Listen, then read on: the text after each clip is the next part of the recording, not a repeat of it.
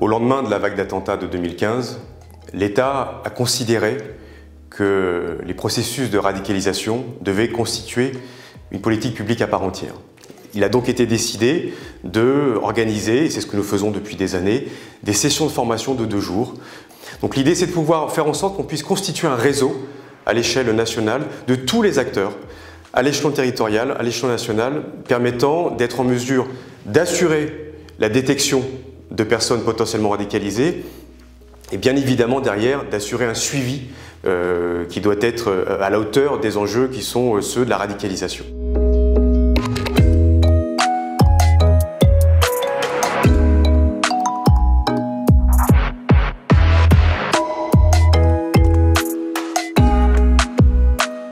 Ce que nous attendons de cette formation, c'est une connaissance précise de toutes les institutions en charge de la prévention de la radicalisation, de manière à ce qu'on connaisse mieux les interlocuteurs si nous sommes confrontés à des questions comme celle-ci. Ça permet de rapprocher aussi les relations entre les acteurs locaux, préfets, services de police, gendarmerie et renseignement intérieur. Donc je me présente, je m'occupe aujourd'hui de la partie ingénierie pédagogique, de la coordination des équipes d'intervenants, et dans le cadre de la prévention, mais dans sa globalité, c'est-à-dire la prévention primaire, secondaire et tertiaire.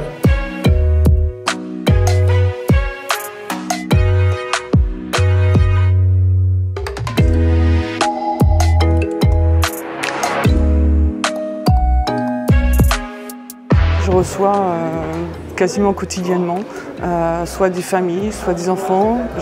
J'œuvre aussi au niveau de la sensibilisation primaire, parce que je viens d'apprendre à travers cette formation que c'est une prévention primaire. Donc je suis venue chercher aussi un lexique, quelque chose de performant. Nous sommes concernés par la laïcité, par la communication, mais plus encore par l'information qu'on doit, en tous les cas qu'on se doit de formuler en tant qu'agent de l'État.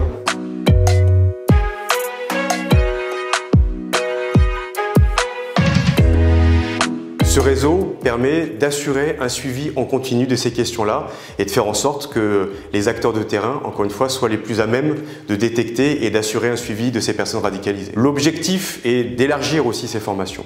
Donc l'idée, c'est de pouvoir contribuer à cette acculturation de l'ensemble des agents de l'État, encore une fois, et des services territoriaux pour pouvoir mieux appréhender ce que nous devons engager en termes de politique publique et en matière de prévention de la radicalisation, je viens d'en parler il y a quelques instants, et en matière d'entrave, de lutte contre ces phénomènes qui ont vocation à disloquer le corps sociétal.